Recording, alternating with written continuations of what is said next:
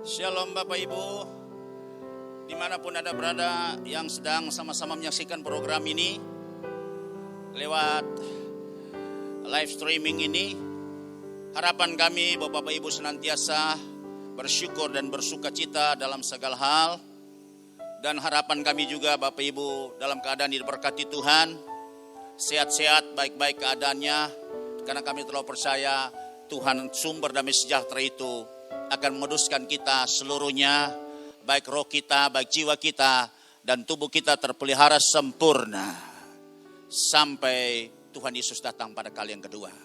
Kiranya firman ini juga bisa digenapi dalam setiap kita, orang-orang percaya yang sekarang kita sedang mengalami musibah, tekanan yang luar biasa dengan adanya virus COVID-19 ini yang melanda seluruh dunia. Makanya hari ini kita bisa ketemu lagi dalam program ini, dan saya percaya tidak ada yang bisa dapat membatasi, menghalangi kami untuk bisa dapat ketemu dengan Tuhan.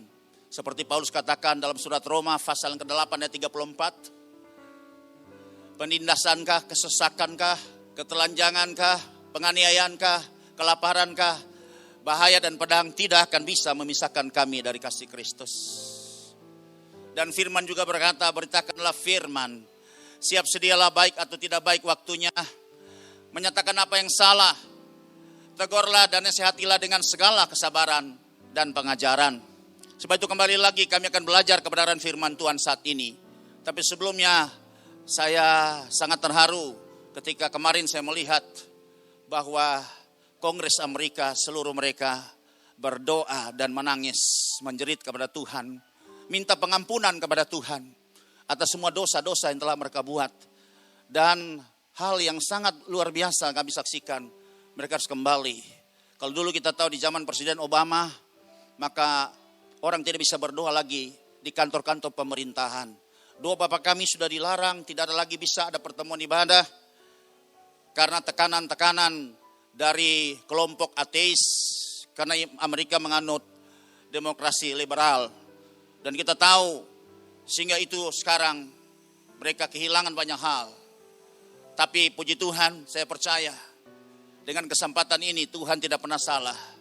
Tuhan punya rencana yang luar biasa. Bukan kecelakaan, tapi damai sejahtera yang membawa kita kepada masa depan yang penuh harapan.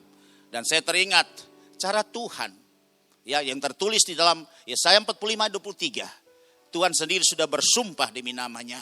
Karena tidak ada lebih tinggi dari Tuhan, maka Tuhan bersumpah demi namanya bahwa pada gilirannya satu saat semua akan bertekuk lutut di hadapanku dan akan bersumpah setia dalam segala bahasa. Kami percaya rancangan Tuhan tetap ada selama-lamanya. Tuhan menggagalkan semua rancangan bangsa-bangsa. Dan hari ini kami bersyukur, seperti saya teringat dalam kitab Mazmur 119 ayat yang ke-71. Ini firman yang berkata bahwa aku tertindas itu baik bagiku, supaya aku belajar ketetapan-ketetapanmu. Daud pernah mengalami tekanan yang luar biasa. Ketika dia dalam pelariannya, dikejar oleh Saul dengan pasukan elitnya, di bawah pimpinan panglima perang terkenal Abner bin Ner. Tapi Daud tidak pernah kecewa, patah hati, stres dan distres. Dia selalu membangun hubungan dengan Tuhan, mencari pengertiannya. Dan dia katakan dalam Mazmur ini, bahwa aku tertindas itu baik bagiku, supaya aku belajar ketetapan-ketetapanmu. Dan saya percaya hari ini saudara, ketika local distancing yang disampaikan oleh pemerintah dan juga lockdown seperti ini, banyak orang stay at home di dalam rumah dan berkumpul dengan keluarga, sehingga banyak kesempatan. Dan saya percaya biarlah kesempatan ini juga bisa digunakan pada saat ini untuk kita bisa sama-sama belajar merenungkan firman Tuhan. Dan puji Tuhan, kesempatan yang berbahagia jangan kita lewatkan. Dan hari ini kita akan membahas, kita akan belajar ya dari satu tema yang berjudul karya kuasa kebangkitan Kristus bagi setiap orang percaya.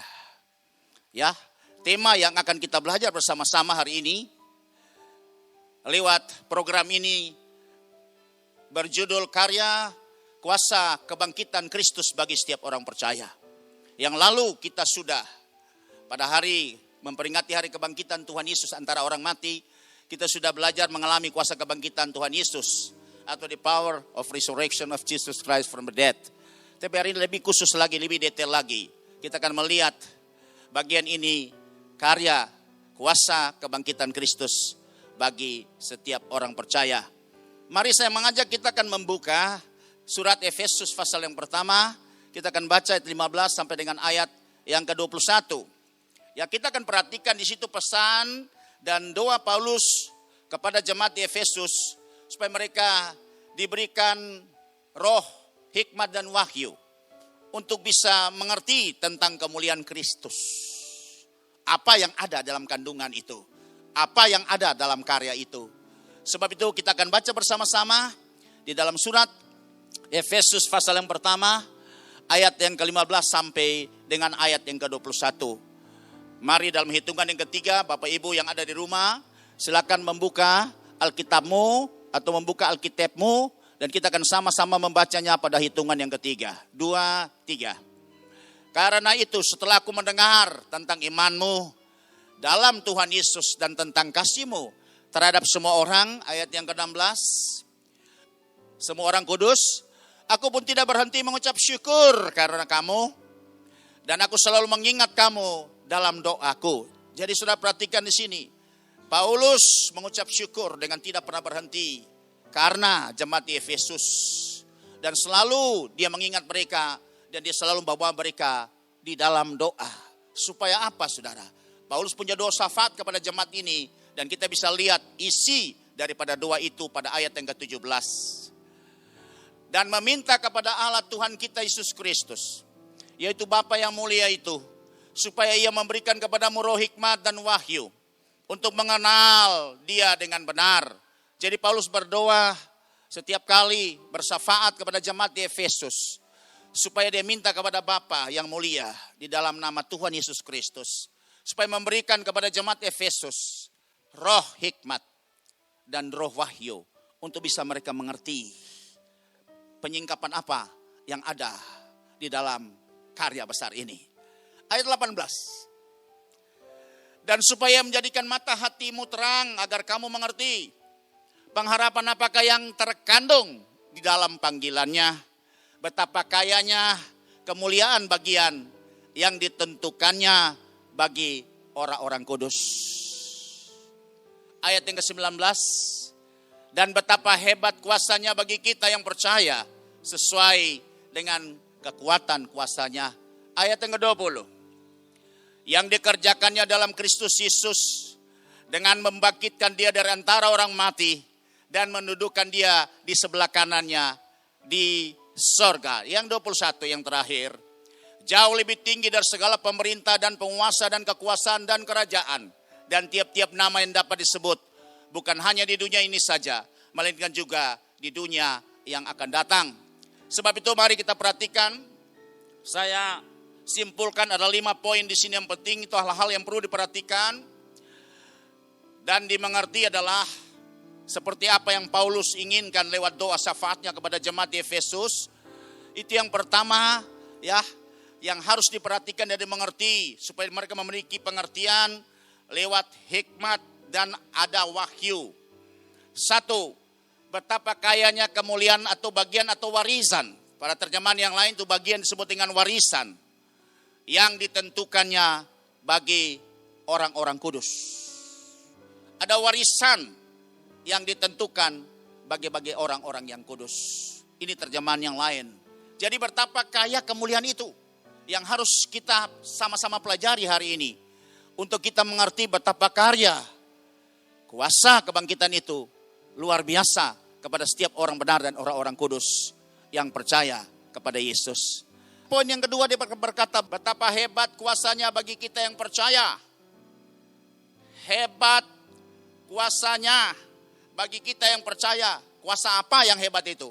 Kuasa kebangkitan Tuhan Yesus dari antara orang mati. Atau dalam terjemahan yang lain disebut dengan daya kerja. Kekuasaan kekuatannya. Ada daya kerja. Ada kemampuan yang tanpa batas. Yang dikerjakan dalam setiap orang percaya. Itulah kuasa kebangkitan Tuhan Yesus dari antara orang mati. Yang lalu saya pernah tegaskan, saya pernah ngangkat ini, kasih pengertian bahwa Tuhan Yesus pernah melakukan membangkitkan 3 orang mati ketika dia datang ke dalam dunia ini menyelesaikan, mengerjakan semua tugas Bapa pada saat dia diutus ke dalam dunia ini. Yang pertama, anak Yairus, yaitu anak kepala rumah ibadah. Yang kedua adalah pemuda di Nain, dan yang ketiga Lazarus, saudara Marta Maria yang sudah 4 hari mati. Tapi perbedaan di sini saudara yang saya mau tekankan kembali, bahwa kuasa kebangkitan ini berbeda dengan mujizat kebangkitan yang dilakukan Tuhan Yesus dengan membangkitkan anak Yairus, pemuda di Nain, dan Lazarus. Karena mereka mati, kemudian mereka mati lagi seperti layaknya manusia pada umumnya. Ya, lewat sakit atau lewat juga masa ketuaannya. Tapi kuasa yang kebangkitan yang seperti ini berbeda. Karena kuasa kebangkitan ini hebat kuasanya, yang lalu kita sudah bahas. Salah satu adalah memberikan kita tubuh kemuliaan. Tubuh yang tidak bisa mati. Karena Yesus juga menggunakan tubuh yang sama, sehingga kita juga akan nanti menggunakan tubuh yang sama. Sehingga tubuh itu tidak bisa mengalami kematian. Dia tidak perlu makan, dia tidak perlu minum, dia tidak perlu tidur, dia tidak perlu istirahat. Tubuh yang tanpa batas, tubuh yang ada di mana-mana, yang tidak bisa dibatasi oleh ruangan dan waktu. Itu yang dijanjikan bagi setiap orang kudusnya. Kemudian bagian yang ketiga, poin yang ketiga, hal-hal yang perlu diperhatikan di dalam doa syafaat Paulus kepada orang Efesus. Kuasa ini yang membangkitkan Kristus dari antara orang mati. Jadi kuasa yang Paulus berdoa supaya orang-orang di Efesus bisa mengerti, jemaat di Efesus bisa mengerti. Karena kuasa ini, kuasa yang tanpa batas. Kuasa ini juga yang membangkitkan Yesus yang terbaring 3 hari. Tubuhnya mati dalam kubur Yusuf Arimatea itu. Karena ketika kuasa ini melawat, dia menjamah Yesus dalam kubur ini, maka terjadi kebangkitan. Dan kebangkitan itu bukan dengan tubuh yang lama lagi, tapi dengan tubuh yang baru. Tubuh kemuliaan yang bisa ada di mana-mana, yang tidak bisa dibatasi oleh jarak dan waktu. Sebab itu saudara pernah lihat waktu mereka ketakutan, murid-murid Yesus, mereka berkumpul dari satu rumah pindah kepada rumah yang lain. Tertutup, pintu-pintu tertutup. Tapi tiba-tiba ketika Yesus bangkit, Yesus ada di tengah-tengah mereka dan memberkati mereka, menguatkan mereka supaya mereka jangan tawar hati, jangan kecewa, dan akhirnya mereka bisa meninggalkan Tuhan. Sebab itu inilah kuasa yang membangkitkan Kristus dari antara orang mati. Dan poin yang keempat, kuasa ini jugalah yang menundukkan Kristus di sebelah kanan Bapa di sorga. Kemudian lanjut yang kelima, kuasa ini jauh lebih tinggi dari segala pemerintah dan penguasa dan kekuasaan dan kerajaan. Tolong perhatikan. Berarti kuasa ini adalah kuasa di atas segala kuasa yang pernah ada di langit, di bumi, bahkan di bawah bumi yang selama ini memerintah. Kuasa ini jauh di atas dari semua kuasa itu. Berarti luar biasa kuasa yang membangkitkan Yesus dari antara orang mati itu. Baik sekarang maupun yang akan datang. Tidak ada kuasa yang bisa sama dan menandingi kuasa kemampuan, kuasa kebangkitan Tuhan Yesus ini. Bahkan maut sekalipun dikalahkan oleh kuasa ini. Yesus mati, maut, kematian. Tapi ketika dijamah kuasa ini, bangkit kembali. Sebab itu juga kuasa ini diberikan kepada setiap kita orang percaya, setiap orang kudus. Kalau kita dijamah kuasa ini, kita mengalami proses kuasa ini, kita juga akan bangkit seperti Yesus bangkit. Itulah pengharapan kita. Sebab itu Paulus menulis kepada orang-orang Korintus dalam surat 1 Korintus 15, kalau Kristus tidak dibangkitkan, maka sia-sia iman percaya kita. Kita tidak guna percaya orang yang tidak akan mati dan bangkit. Tapi Kristus dibangkitkan, sebab itu iman kita menjadi iman yang hidup, yang kita kenal, sebab dia hidup, kita punya hari esok. Selanjutnya saudara, saya mau tunjukkan bahwa nama dari kuasa yang hebat ini, itu ada 3 nama. Yang tertulis dalam tiga bagian ini sudah bisa lihat ada 3 nama ternyata. Tapi maksudnya adalah sama. Sebab itu kuasa yang hebat ini dia punya nama-nama. Yang pertama itu adalah kuasa kebangkitan Kristus dari antara orang mati. Ya, itu tertulis dalam Efesus tadi 1 ayat 20. Filipi juga 3 ayat 10. Di mana Filipi 3 ayat 10 kita bisa tahu bahwa ketika Paulus mengenal Yesus. Pada saat dia yang masih bernama Saulus, dia punya kebencian luar biasa. Diperkirakan dia adalah salah satu anggota dari 70 anggota Mahkamah Agama atau kota Sanhedrin. Dia mendapat kuasa dari imam-imam untuk dia pergi kemana-mana, mengejar setiap orang-orang yang ikut Yesus untuk menganiaya mereka dan membunuh mereka. Dan surat kuasa itu untuk ke Damsyik. Tapi ketika dia mendekati kota Damsyik itu, maka tiba-tiba ada satu cahaya menerpa mukanya dan dia jatuh ke tanah. Kemudian suara itu berkata, Saulus, Saulus, kenapa engkau menganiaya aku? Waktu dia kaget, dia melihat itu. Matanya buta total. Dan suara itu dia tidak mengenal sama sekali. Dia seorang ahli Taurat. Dia orang Farisi. Dia belajar kitab para nabi. Dia belajar kitab Mazmur. Dia belajar kitab Taurat. Kelima kitab Musa. Atau Pentateuk. Padahal itu sudah ada nubuatan mengenai Yesus. Tapi dia tidak mengenal Yesus. Sebab itu waktu dia jatuh dan buta matanya. Dia mendengar suara itu. Saulus, Saulus, kenapa engkau menganiaya aku? Dia bertanya, siapakah engkau Tuhan yang aku aniaya? Dan Yesus menjawab, aku Yesus. Kaget dia, saudara. Dia buta, dia dibawa ke rumah. Ya, dan kemudian Tuhan suruh Ananias datang. Berdoa sesudah 3 hari di sana. Dia sudah frustasi, patah hati. Ananias berdoa supaya dia bisa dapat melihat dan penuh dengan Roh Kudus. Kemudian dia dibaptis. Dan singkat cerita, dia diganti nama menjadi Paulus. Dari Saulus yang penganiaya umat Tuhan, diganti nama menjadi Paulus. Sebab itu ketika dia mengenal Kristus dan kuasa kebangkitannya, dia katakan dulu, ya aku bangga. Semua degree yang aku sandang, itu menjadi kebanggaan karena orang sangat menghargai dia. Orang sangat menghormati dia. Karena dia sangat jenius sekali. Dengan kitab Taurat, kitab para nabi, dan semua kitab-kitab Zabur. Tapi ketika dia mengenal Kristus dan kuasa kebangkitan, dia berkata, dulu yang menjadi kebanggaanku, sekarang aku anggap sebagai sampah. Kalau dulu aku menempuh ini dengan cukup banyak waktu, tapi aku rasa rugi ketika aku mengenal Kristus dan kuasa kebangkitannya. Karena apa? Dia bilang, karena dengan kuasa ini akan mengubah aku, akan jadi seperti Yesus. Inilah pengharapan yang ada bagi kita semua juga. Ini yang disebut dengan kuasa kebangkitan Kristus dari antara orang mati. Kemudian yang B, di dalam surat Kolose pasal 2:12 dikatakan kerja kuasa Allah yang membangkitkan Kristus dari antara orang mati. Jadi ada berbeda tulisannya tapi pengertian yang sama. Dalam Kolose 2 itu berbeda dengan Efesus 1:20, kalau di sana disebut kuasa kebangkitan Kristus dari antara orang mati, tapi dalam surat Kolose pasal 2:12 itu tertulis kerja kuasa Allah yang telah membangkitkan Kristus dari antara orang mati. Sama, saudara. Kemudian yang berikut adalah kemuliaan Bapa yang telah membangkitkan Kristus dari antara orang mati, itu tertulis dalam surat Roma pasal yang ke-6 ayat yang ke-4 ditulis di situ. Coba kita baca surat Roma pasal 6 ayat 4. Nah, saudara bisa lihat di sini. Dengan demikian kita telah dikuburkan bersama-sama dengan dia oleh baptisan dalam kematian, supaya sama seperti Kristus telah dibangkitkan dari antara orang mati oleh kemuliaan Bapa.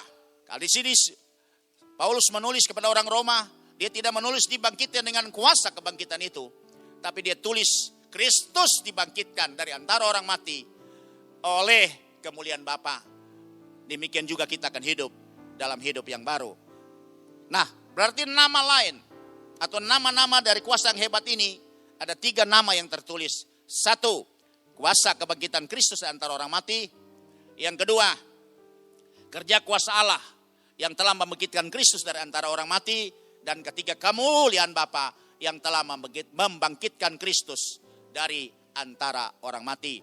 Dan itu adalah sama maksudnya. Sama kuasanya, tidak berbeda. Hanya berbeda dalam penulisan, tapi tujuannya adalah sama.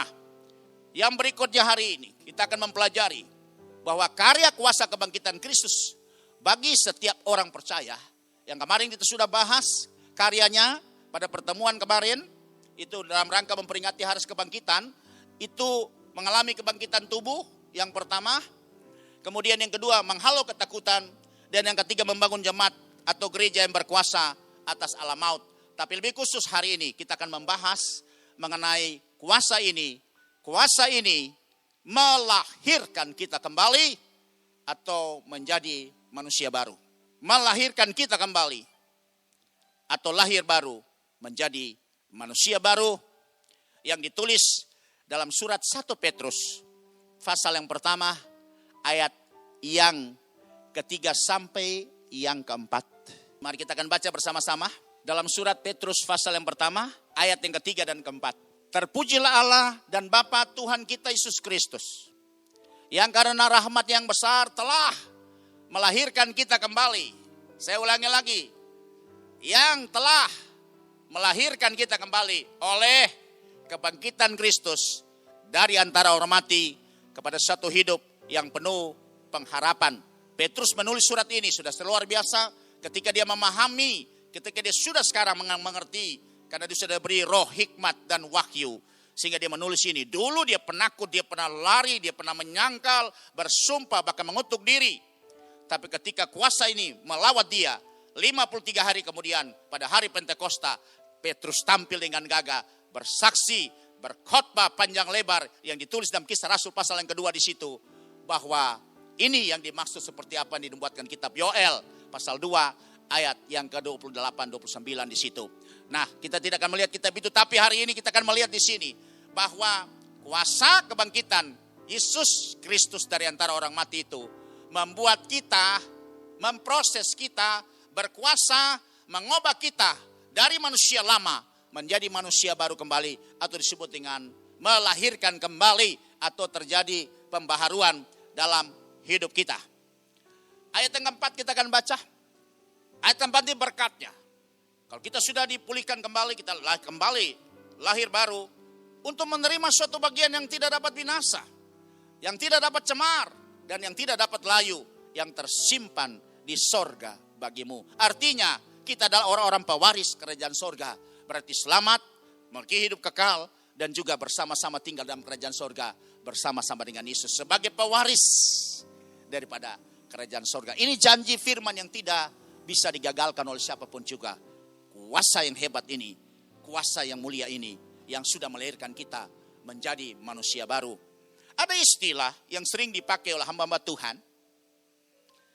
Lahir satu kali, mati dua kali. Lahir dua kali, mati satu kali. Bahkan ada juga yang tidak mati sampai Tuhan datang. Saya ulangi lagi, ada kata-kata bermakna istilah ini luar biasa. Disebut seperti ini, lahir satu kali. Artinya kita lahir dari kandungan ibu, tanpa mengalami proses lahir baru lagi, maka kita akan mati. Dan kematian itu disebut dengan maut. Maut artinya kita mati dan masuk di neraka atau Hades. Sebab itu lahir satu kali. Kalau kita mati, kita akan masuk ya di alam kerajaan maut, yaitu Hades, atau kegelapan yang segelap-gelapnya. Di sana terdapat kertak gigi dan tangisan.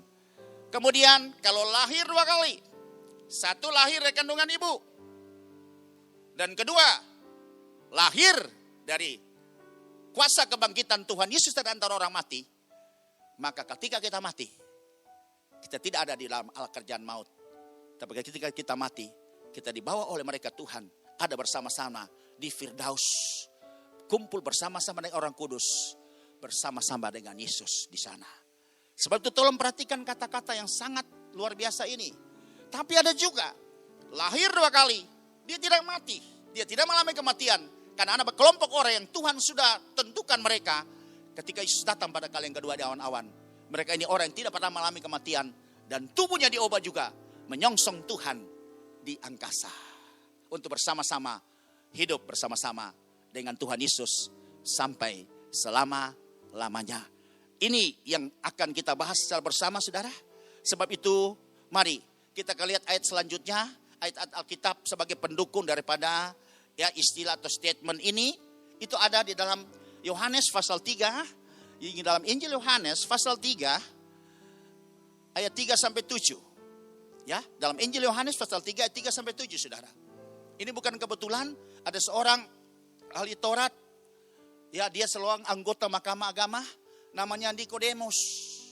Dia datang malam-malam menemui Tuhan Yesus, karena mungkin siang dia malu, atau dilihat orang.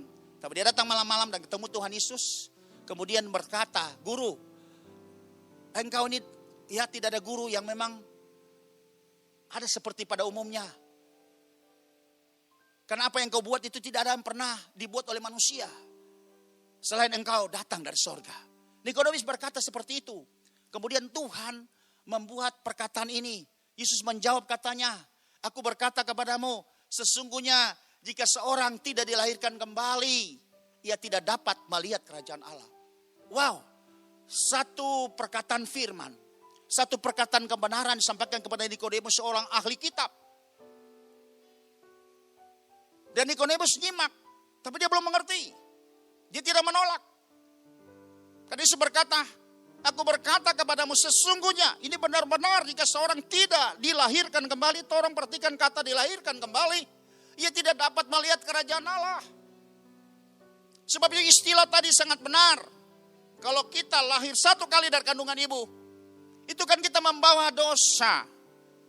Warisan diturunkan dari moyang kita Adam, karena dia sudah jatuh dalam dosa. Yang kedua dosa yang kita bawa dari hukum Taurat. Karena hukum Taurat membuat kita dibakutuk. Maka Daud pernah berkata di dalam Mazmur 51, di ayat yang kelima, Mazmur 51, ayat yang kelima sampai 7 kita bisa baca, sebab aku sendiri sadar akan pelanggaranku, aku senantiasa bergumul dengan dosaku. Ini ketika Daud, ya Tuhan kirim nabi sebagai juru bicaranya Tuhan, Nabi Nathan datang menegur dia karena dia sudah melakukan hal yang jahat di mata Tuhan dengan mengambil istri Uria orang Het, salah satu panglima perangnya, Batseba yang kita kenal. Dan dia katakan di sini, aku sendiri sadar akan pelanggaranku, aku senantiasa bergumul dengan dosa. Ayat yang ke-7, saya lanjut ayat yang ke-7. Perhatikan, sesungguhnya dalam kesalahan aku diperanakan, dalam dosa aku dikandung ibuku. Dia sudah lihat, tidak ada manusia yang bebas. Terlahir itu bersih. Ada kepercayaan yang lain berkata, kalau anak bayi yang baru lahir itu seperti kertas putih, belum ada tulisannya atau coretannya. Tapi firman Allah berkata hari ini, bahwa setiap kita yang lahir dari kandungan ibu, itu sudah ada titipan dosa yang dilakukan oleh moyang kita, dan juga kesalahan oleh orang tua kita. Itu sudah ada bersama-sama dengan kita, walaupun kita belum buat apa-apa.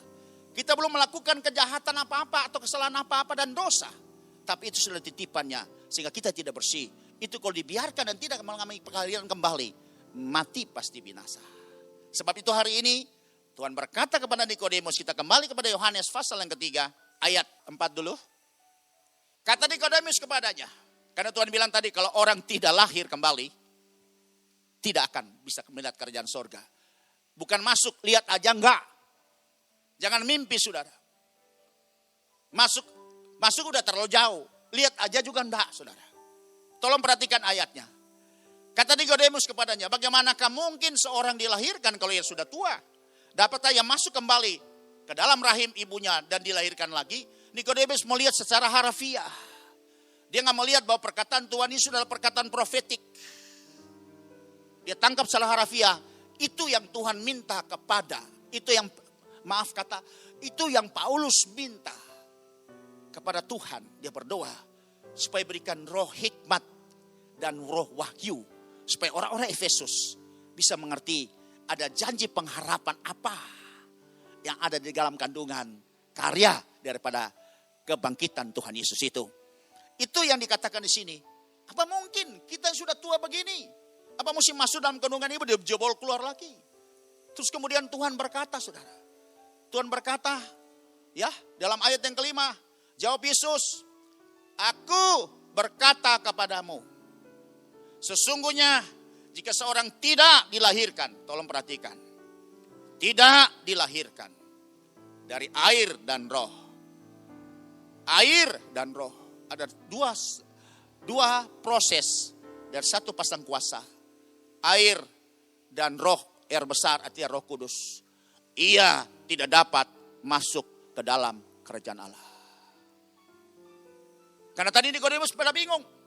Tuhan berkata, tidak dapat masuk dalam kerajaan Allah. Ayat yang ke-6, apa yang dilahirkan dari daging adalah daging, dan apa yang dilahirkan dari roh adalah roh. Ayat yang ke-7, janganlah engkau heran karena aku berkata kepadamu, kamu harus dilahirkan kembali. Berarti ini adalah perintah. Kata harus, kata perintah, dilahirkan kembali. Setiap orang, setiap kita pun yang ikut Yesus, yang percaya kepada Yesus, ya sebut orang Kristen, kita harus dilahirkan kembali. Kita harus dilahirkan kembali. Amin, saudara. Bagaimana caranya? Kita bisa lihat nanti ya pada pembahasan selanjutnya. Itu ayat yang menguatkan bahwa kita harus lahir satu kandungan ibu. Yang kedua, lahir kembali oleh proses yang dilakukan oleh Tuhan sendiri lewat kuasa kebangkitan Tuhan Yesus dari antara orang mati. Harapan saya, doa saya, Bapak Ibu yang mengikuti program ini juga bisa diberikan kemampuan oleh Tuhan. Roh Kudus juga bisa memberikan pengertian, meremahi firman yang kita sama-sama belajar hari ini. Untuk kita juga bisa mengerti ada pengharapan apa yang ada di dalam rencana Tuhan yang luar biasa. Kalau kita melihat surat Efesus juga pasal 2 ayat ke-10 sama, saudara. Sama, karena kita ini buatan Allah. Tolong perhatikan. Daud pernah ngomong di Mazmur 139. Mazmur 139 ayat yang ke-13. Ya, sebab engkaulah yang membentuk buah pinggangku, menenun aku dalam kandungan ibuku. Maka Daud berkata seperti itu. Maka Daud bilang, aku bersyukur kepadamu karena kejadianku dahsyat dan ajaib. Ajaib apa yang kau buat dan jiwaku benar-benar menyadarinya. Saudara, ini yang Efesus katakan. Bahwa Tuhan yang melakukan ini. Tuhan yang membentuk ini. Tapi saudara harus ingat, bahwa sejak manusia ada dalam dosa tadi, bahwa ada benih dosa dan benih kesalahan yang sudah turut dalam benih orang tua kita. Walaupun Tuhan yang merajutnya, tapi di dalamnya sudah ada kandungan benih dosa dan benih kesalahan itu. Sebab itu ayat ini dikatakan jelas. Kalau kita perhatikan baik, kita simak baik ayat ini, ada dua proses di situ. Satu, kita ini buatan Allah, sama-sama setujui seperti siapa yang sudah sampaikan lewat Mazmur 139 tadi ayat 13 dan 14. Diciptakan, harus diciptakan lagi dalam Kristus Yesus. Jadi sudah dibuat oleh Allah, mesti diciptakan kembali dalam Yesus Kristus. Supaya kita bisa dapat melakukan perbuatan yang baik. Pekerjaan yang baik, yang tentunya sudah dipersiapkan Allah. Sebelumnya, artinya sebelum manusia jatuh dalam dosa. Dia mau supaya kita hidup di dalamnya. Mari ayat yang ketiga. Yang kita akan lihat dalam 2 Korintus 5 ayat 17 sudah terkenal ayat ini. Untuk menguatkan statement atau istilah yang kita sudah sampaikan tadi, yang kita sama-sama sudah dengar, lahir satu kali, mati dua kali, lahir dua kali, mati satu kali, bahkan ada juga yang tidak mati ketika Tuhan datang. Dalam 2 Korintus, ini ayat terkenal sekali, jadi siapa yang ada di dalam Kristus, ia adalah ciptaan baru. Yang lama sudah berlalu, sesungguhnya yang baru sudah datang. Dari ketiga ayat ini sudah memberikan peneguhan, sebagai saksi kebenaran, bahwa memang kita harus dilahirkan kembali. Tidak bisa saja hanya dari kandungan ibu kita. Karena dari kandungan ibu kita ada dosa, kesalahan, dan pelanggaran yang kita telah bawa itu. Sebab itu saudara, betapa pentingnya kelahiran kembali ini. Ya, kadang-kadang saudara, setiap kali kita merayakan hari ulang tahun, itu lahir yang pertama saja saudara. Padahal harusnya itu kalau tidak mengalami proses lahir yang kedua, dia mati pasti binasa.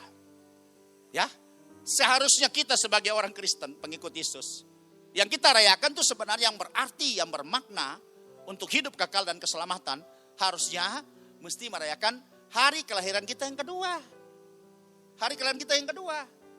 Itu yang membawa kita punya pengharapan, hidup yang penuh pengharapan, yang tidak binasa. Seperti apa yang Petrus katakan dalam 1 Petrus pasal 3 ayat 4 tadi.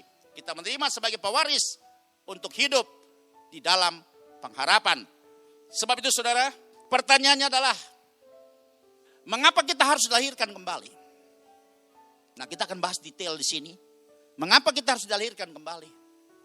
Ini penting sekali. Pertanyaannya adalah, mengapa kita harus dilahirkan kembali? Ada dua alasan di sini. Dan ini sangat alkitabiah.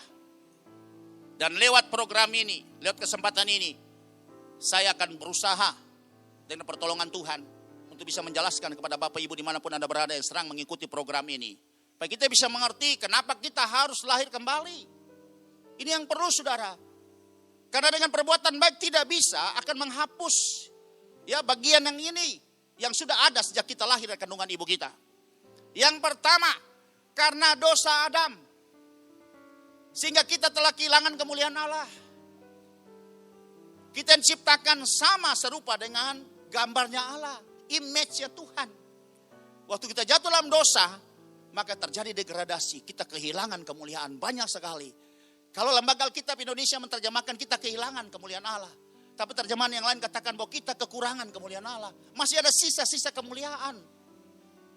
Fall short, dia tulis seperti itu pada terjemahan yang lain. Tapi di versi yang lembaga Alkitab Indonesia, dia katakan kita kehilangan berarti sudah zero, tidak ada sisanya lagi.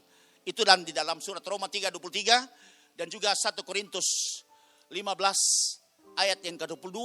Di situ dikatakan, coba bisa buka 1 Korintus 15 ayat ke-22, saya senang di sini. Supaya kita bisa baca lebih detail lagi. Hari ini memang kita belajar. Ya, saya terpanggil, saya terbeban, dan Tuhan memang mendorong saya untuk setiap kali dalam program ini kita harus belajar kebenaran firman Tuhan, didukung oleh banyak ayat supaya kita tidak lari dari pengertian, supaya kita bisa mendapat pengertian yang utuh. Di dalam 1 Korintus pasal 15 ayat 22 dikatakan, karena sama seperti semua orang mati dalam persekutuan dengan Adam, demikian pula semua orang akan dihidupkan kembali dalam persekutuan dengan Kristus. Saya ulangi lagi ayat ini. Ayat ini sangat bermakna sekali. Karena sama seperti semua orang mati dalam persekutuan dengan Adam, bukankah kita semua dari setiap bangsa, kaum, suku, dan bahasa, moyang kita yang pertama adalah Adam dan Hawa. Mereka jatuh dalam dosa dan kita adalah keturunan mereka semua. Siapapun juga, dari bangsa apa, suku apa, etnis apapun. Dan itu sudah persekutuan dengan Adam dan mati, saudara. Karena ketika Adam berbuat dosa, maka kematian sudah menjadi bagiannya. Tuhan kan kita sudah kenal, saudara, dari kita sejak kita sekolah minggu. Itu cerita di sekolah minggu oleh guru-guru sekolah minggu. Itu di Taman Eden atau Taman Firdaus. Tuhan kan taruh 2 pohon, 1 pohon kehidupan dan 1 pohon kematian atau pohon pengetahuan tentang dan baik dan yang jahat. Dan Tuhan bilang semua pohon dalam taman ini boleh engkau makan, tapi yang satu ini jangan engkau makan. Sebab ketika engkau makan, maka engkau pasti akan mati. Dan singkat cerita, saudara, seperti apa yang sudah kita tahu, yang sudah kita pernah tahu dalam cerita-cerita ketika kita masih di sekolah minggu. Tapi kenyataan kan Adam nggak mati, saudara. Adam kan tidak mati, tidak mengalami kematian, saudara. Ya, tapi kematian yang dimaksud di sini adalah dia mengalami kematian roh dulu. Sebab itu, saudara, saya mau kasih tahu, setiap orang yang berbuat dosa, seperti belum ada perubahan apa-apa dalam hidupnya. Tapi satu yang saya mau kasih tahu, bahwa dia telah mengalami kematian roh. Kematian roh berarti dia sekarang dipisahkan ketika dosa masuk. Maka terjadi pemisahan. Hubungan antara Bapa di sorga dengan setiap kita orang percaya. Itu kematian roh. Roh dulu yang mati. Kemudian baru akan kembali mempengaruhi jiwa. Dan tubuh kita juga akan mengalami kematian. Itu yang paling belakangan, saudara. Roh mengalami kematian dulu. Sebab itu saudara lihat di sini. Dikatakan kita semua telah mati. Dan jelas di dalam surat Efesus juga pasal 2 ayat pertama bahwa kita semua telah mati. Semua telah mati, kondisi kita telah mati semua. Dalam keadaan yang sudah mati, tinggal dieksekusi saja, saudara. Kita tidak punya harapan lagi untuk menerima semua janji Tuhan. Tapi karena kasih karunia, kita dihidupkan kembali lewat Yesus Kristus. Ya, lewat rahmat yang besar, lewat Yesus Kristus. Sebab itu dikatakan demikian pula semua orang akan dihidupkan kembali dalam persekutuan dengan Kristus. Maka kembali punya pengharapan kembali, saudara, untuk dihidupkan bersama-sama dengan Kristus.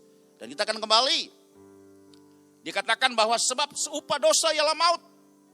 Tapi kasih karunia Allah ialah hidup yang kekal dalam Kristus Yesus Tuhan kita. Itu tertulis dalam surat Roma pasal 6 ayat yang ke-23. Kita sudah mati karena upah dosa dari moyang kita. Semua generasi mengalami kematian. Dari mulai Adam sampai kita mengalami kematian. Dan Tuhan berkata pada hari itu engkau akan mati. Dan Alkitab membuktikan bahwa Adam tidak hidup sampai 1000 tahun.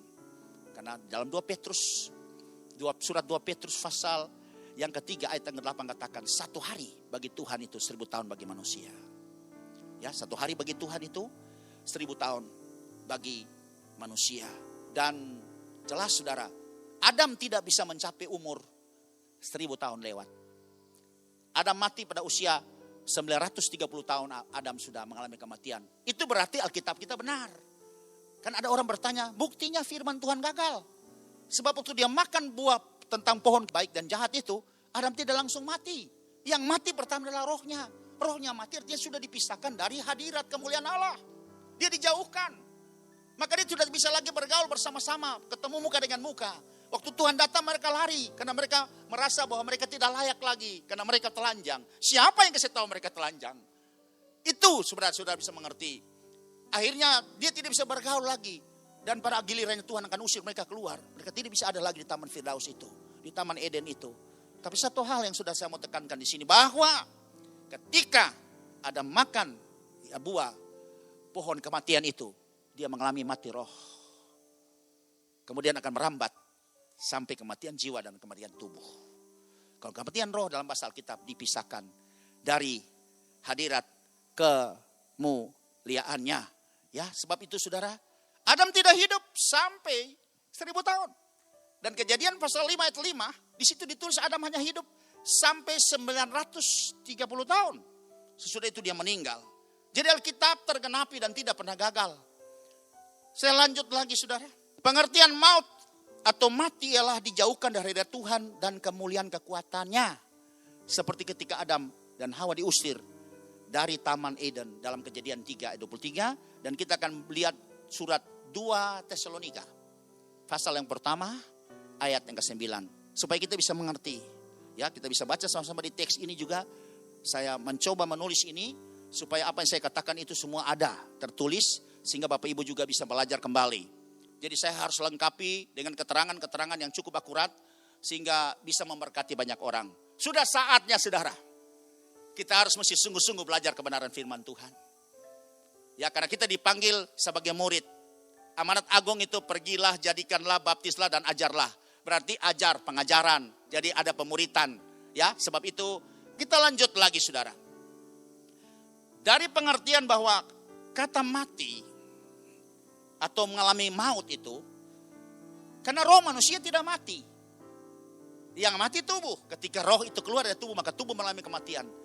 Tapi roh manusia yang mati, ya tidak dalam Tuhan, itu tempatnya adalah Hades. Nah makanya di sini dikatakan kematian pengertian, dan menurut versi Alkitab atau pengertian Alkitab, bahwa mereka ini akan menjalani hukuman kebinasaan selama-lamanya. Jadi kebinasaan selamanya artinya mereka rasa mereka dibakar, mereka rasa mereka mengalami maut, dijauhkan dari hadirat Tuhan dan dari kemuliaan kekuatannya. Itu pengertian kata mati. Dan kalau kita kembali kepada Adam, betul, waktu dia jatuh dalam dosa bersama ya Hawa, mereka harus dipisahkan dari hadirat Tuhan. Mereka tidak bisa ketemu Tuhan secara langsung lagi seperti sebelum mereka jatuh dalam dosa. Tadinya mereka sebelum berjatuh dalam dosa, itu mereka bergaul akrab dengan Tuhan. Tuhan sering datang bergaul dengan mereka. Tapi sudah mereka jatuh dalam dosa, mereka tidak bisa ketemu Tuhan langsung. Caranya Tuhan mengajar mereka harus membuat mediator yang disebut dengan mezbah. Mereka buat mezbah, kemudian di situ dibakar korban dan Tuhan hadir di situ dan mereka bisa menyembah Tuhan, ketemu dengan Tuhan. Itu sudah seperti itu saudara. Dan iblis merasa ini yang dia inginkan. Supaya semakin hari manusia semakin sulit untuk ketemu langsung dengan Tuhan. Tapi puji Tuhan, rencana Tuhan tidak pernah gagal. Kristus datang kembali supaya bisa memulihkan semua rencana yang sudah gagal. Kudeta yang terjadi dari sejak Taman Eden, Taman Firdaus. Mari saudara kita akan lanjut. Kita akan lanjut. Dari pertanyaan tadi, mengapa kita harus lakukan kembali? Karena dosa Adam sehingga kita telah kehilangan kemuliaan Allah. Dan kemudian yang kedua itu adalah karena kutuk hukum Taurat. Selain dosa Adam juga, ada kemudian sesudah Israel dibawa keluar dari tanah perbudakan Mesir. Mereka dibawa ke Gunung Horeb tentangan Sinai di situ. Dan Tuhan mengikat perjanjian dengan mereka dan itu hukum itu disebut dengan hukum Taurat. Yang kita kenal saudara tadinya ada 10. Kemudian dia terurai jadi 613. Yang di dalamnya ada 3 bagian, yaitu 1 hukum moral. Itu mengenai berzina, mencuri, ya, jangan saksi dusta. Yang kedua adalah hukum seremonial, itu bagaimana tata cara ibadah atau liturgi ibadah zaman itu. Dan yang ketiga adalah hukum sipil, bagaimana batas tanah, pindah patok, semua itu seperti itu diatur. Ya, bagaimana hubungan ya berusaha antara sesama katakanlah orang Israel pada saat itu. Itu yang kita kenal dengan hukum Taurat. Dan Israel gagal untuk mengikuti hukum Taurat. Sudah bayangkan, baru saja belum lewat 40 hari. perjanjian itu dimeteraikan sama-sama. Terjadi dalam Keluaran 24. Waktu Musa naik untuk menerima yang sudah dipahat di 2 loh batu. Orang Israel melakukan hal yang jahat di mata Tuhan. Mereka menyembah anak lembu emas. Padahal dalam hukum itu mereka sudah sama-sama berjanji. Jangan ada di hadapanmu ilah lain selain aku adalah aku. Jangan membuat patung menyerupai apapun juga. Baik yang di langit, di atas, di bumi, di bawah, bahkan di dalam air, di bawah bumi. Untuk kamu sujud menyembah. Sebab aku Tuhan Allahmu adalah Allah yang cemburu. Yang akan membalaskan kesalahan bapa kepada anak dan cucunya. Sampai 3-4 keturunan. Itu Tuhan sudah sama-sama dengan umatnya. Mengikat perjanjian itu dan sudah dimeteraikan dengan darah. Tapi mereka ingkar janji ketika Musa naik ke gunung. Karena Tuhan mau tulis di 2 loh batu supaya untuk generasi yang masih jauh itu. Jangan ditulis di perkamen atau di saat-saat Allah tulis berupa kertas zaman itu apakah dengan kulit binatang. Dia tidak akan bertahan kalau sampai berabad-abad. Tapi Tuhan memang tulis di 2 loh batu itu. Supaya hukum ini akan berlaku terus. Sehingga semua umat Tuhan bisa tunduk bahwa ini ada perjanjian. Tapi Israel gagal di situ. Sehingga berubah menjadi kutuk. Karena di situ bicara hukuman. Tidak ada jalan keluar. Tidak ada pengampunan. Hukum. Taurat bicara gigi ganti gigi. Mata ganti mata. Itu alasannya. Kenapa kita harus dilahirkan kembali. Karena pertama karena dosa Adam. Yang kedua karena kutuk hukum Taurat. Kita bisa lihat di dalam Ulangan. Pasal 27 ayat yang ke-26. Demikian bunyi firman Tuhan. Terkutuklah orang yang tidak menepati perkataan hukum Taurat ini dengan perbuatan. Dan seluruh bangsa itu harus berkata, amin.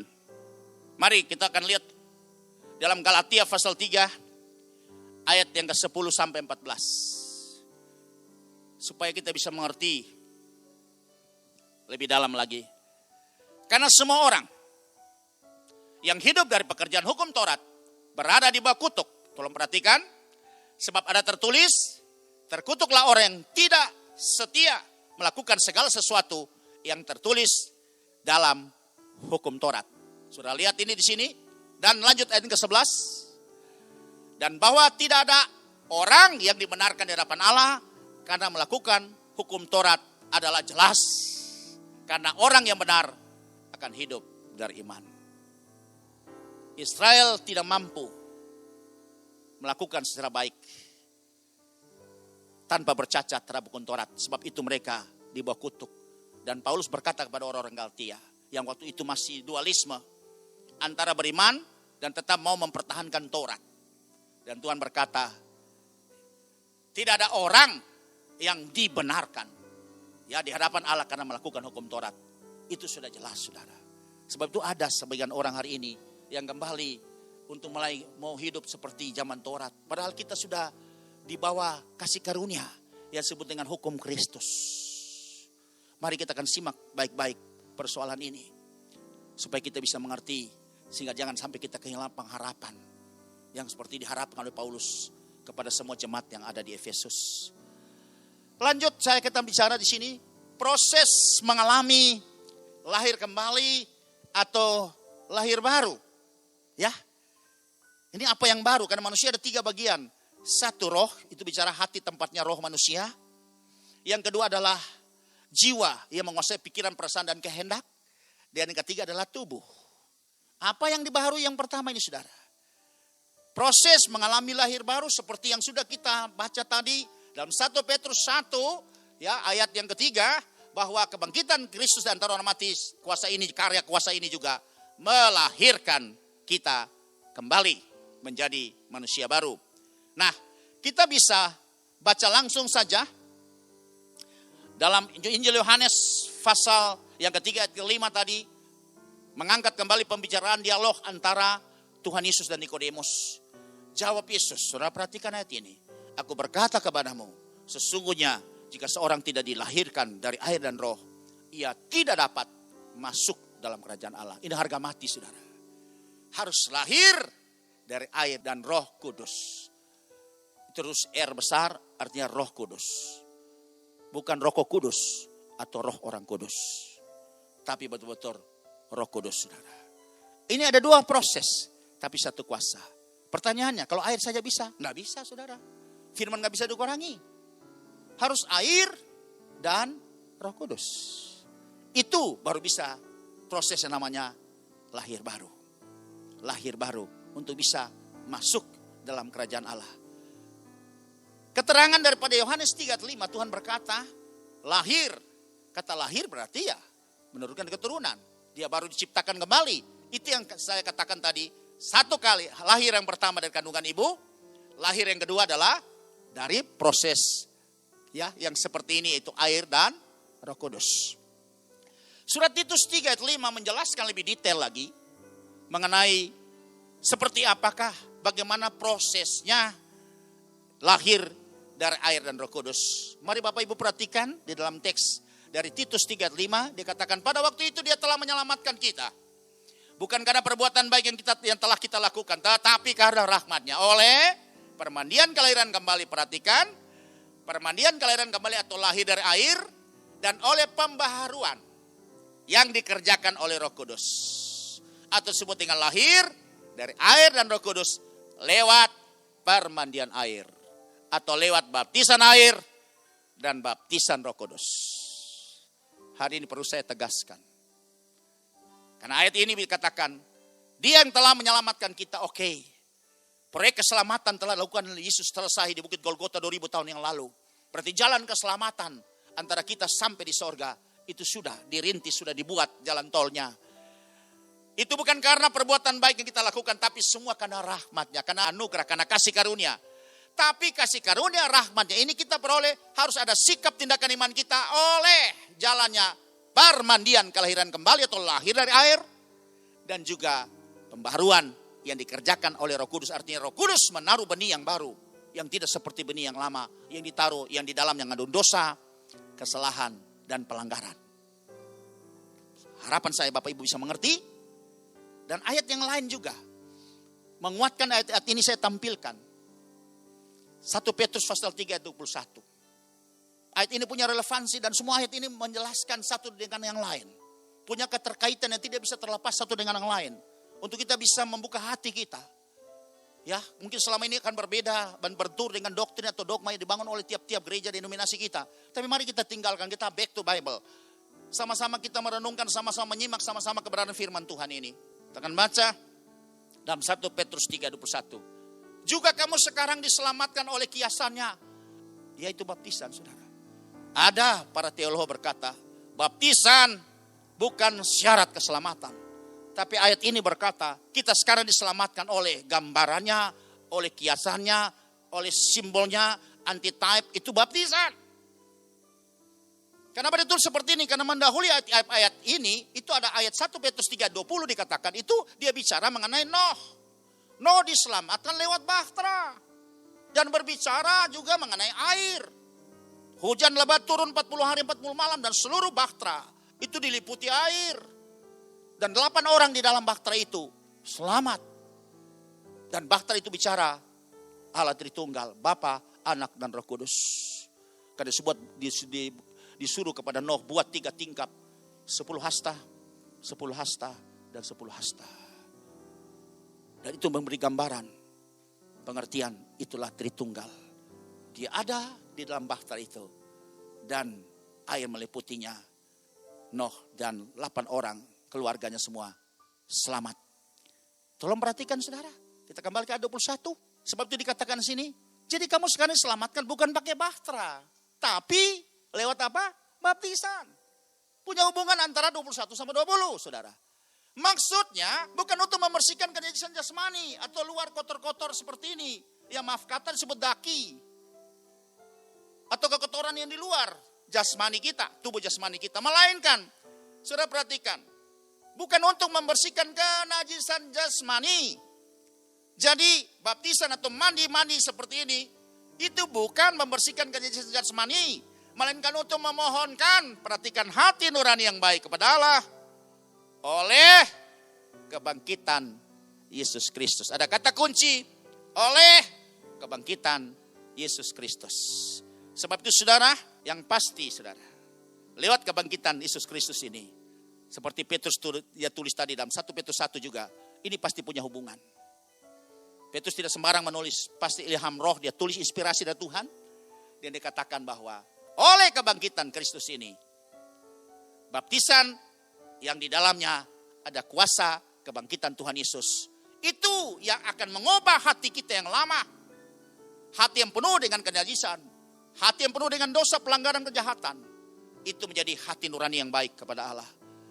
Mungkin sebagai ayat pembanding kita bisa lihat di dalam kitab Nabi Yehezkiel 36 ayat 25 sampai 27. Mari Bapak Ibu kita sama-sama menyimak firman ini. Karena firman tidak pernah gagal. Kalau saudara Bapak Ibu membuka kitab Nabi Yehezkiel pasal 36 ada perikop ditulis itu pembaharuan Israel. Israel umat-umat baru. Atau mungkin bahasa yang sekarang kita kenal sebut lahir baru. Bagaimana Israel yang sudah morat-mari dengan semua ya baik dosa dari Adam maupun kutuk hukum Taurat. Sehingga mereka sudah terpuruk dan mereka sangat menderita sekali.